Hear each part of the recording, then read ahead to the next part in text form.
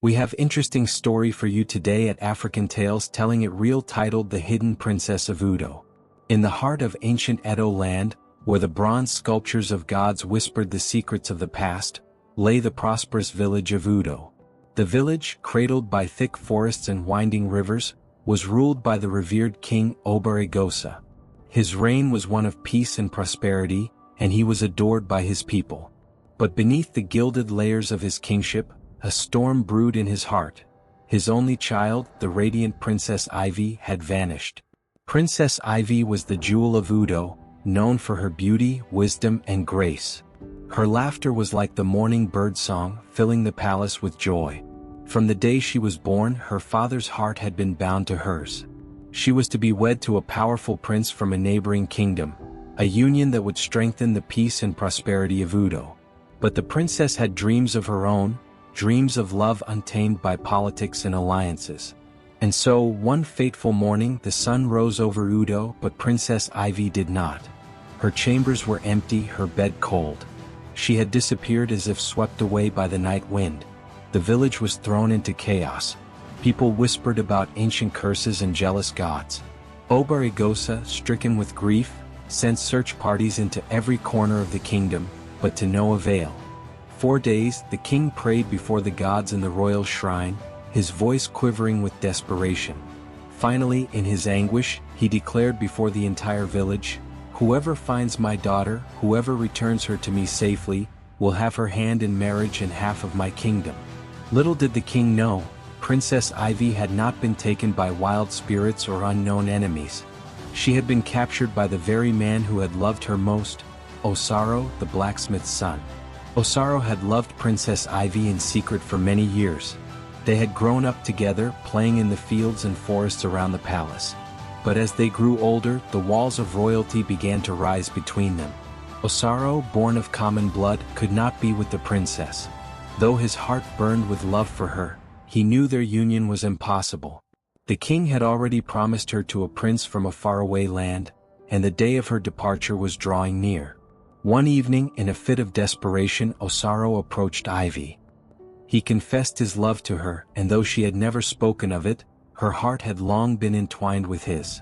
But the future seemed bleak. She was bound to marry a prince she did not love, to live in a distant land where her heart would forever ache for the life she left behind. In a moment of recklessness, Osaro made a plan. "Run away with me," he whispered. "We will go far beyond the forests, beyond the kingdom where no one can find us. We will live freely with no crowns or titles to bind us." And so, on that fateful night, Osaro led Princess Ivy into the sacred forest that bordered Udo, hiding her in a secret cave deep within its heart. There, among the ancient trees and whispered prayers of their ancestors, they began their life together, believing that love could outlast the bonds of duty. But as the days passed, Ivy began to feel the weight of her decision. The forest was no place for a princess. She missed her father, her people, and the life she had left behind. Though she loved Osaro, she could not escape the feeling that she had betrayed her family, and her sense of duty tugged at her heart. The cave, once a symbol of freedom, began to feel like a prison. Osaro, blinded by his passion, did not notice the change in Ivy. He believed that once the king's search parties gave up, they could live peacefully, far away from the eyes of the kingdom. But he underestimated the depth of Ivy's longing for home. Meanwhile, the king's proclamation had stirred the hearts of many brave young men across the land. Warriors, hunters, and noblemen ventured into the forest, driven by the promise of power, wealth, and the hand of the most beautiful woman in the kingdom. The sacred forest, filled with spirits and ancient gods, became a battleground of wills as men tried, and failed, to find the lost princess. But one young man, a humble farmer named Agby, felt a strange calling. Unlike the others, Agby had no desire for wealth or power. He had grown up listening to stories of the forest spirits, and he believed that only with humility and respect could one navigate the forest's mysteries. One day, guided by the songs of the birds and the whispers of the wind, Agby stumbled upon a path that led deep into the forest, farther than anyone had dared to go. The path was marked by ancient carvings on the trees, symbols that only those pure of heart could understand. As Agby ventured deeper, he heard the faint sound of crying. Following the sound, he found Princess Ivy, sitting by a stream, her face streaked with tears. Ivy, upon seeing him, at first recoiled in fear. But Agbe, bowing deeply, told her, "I am not here for the king's reward. I have come to bring you home, princess. The spirits led me to you, for they know that your heart belongs with your people."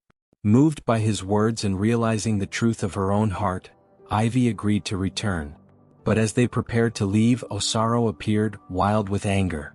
"You cannot take her. She is mine." A fierce battle ensued between Agbe and Osaro, but it was not the strength of their blows that decided the outcome, it was the spirits of the forest.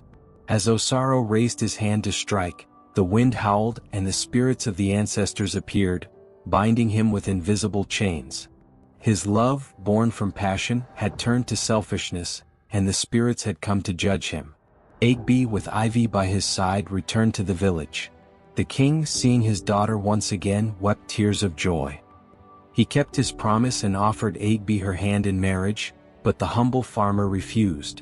"She belongs to no man but herself," Agbe said. "I only wish for her happiness."